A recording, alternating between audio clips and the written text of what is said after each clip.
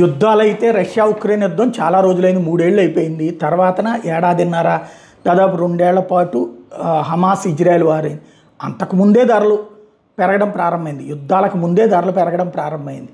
ఇదే యుద్ధాలు ముందు లేదు, యుద్ధాల తర్వాత కూడా లేదు, ఈ మధ్యన అకస్మాత్తుగా పెంచుకుంటూ వస్తున్నారు. ఒకటి డీడాలరైజేషన్.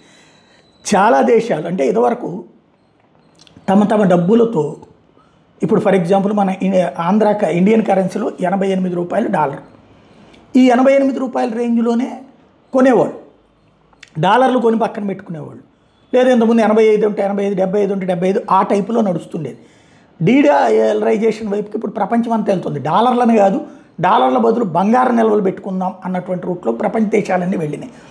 దాని ఇంపాక్ట్ ఏమైపోయిందంటే బంగారం, దాంతోపాటు రిజర్వ్ బ్యాంకులు కూడా డాలర్లను తీసేసి బంగారాన్ని పెట్టుకుంటుండేటప్పటికీ దాని కారణంగా బంగారానికి గిరాకీ పెరిగింది, విపరీతంగా నడుస్తోంది. ఇప్పుడు బంగారం మూమెంటే నడుస్తోందంటూ బిలియనీర్ బిల్ గ్రాస్ లాంటి వాళ్ళు ప్రకటించారు. గోల్డ్ అనేటటువంటిది మూమెంటం వచ్చేసింది, అదే మీమ్ ఎసెట్ కిందకు మారిపోయింది అన్నటువంటి పాయింట్ని చెప్పుకొస్తున్నారు. అట్లాగే అనేక మంది ఇదే పాయింట్ చెప్తూ ఉండటం మూలంగా బంగారం పరుగులు పెట్టేస్తోంది.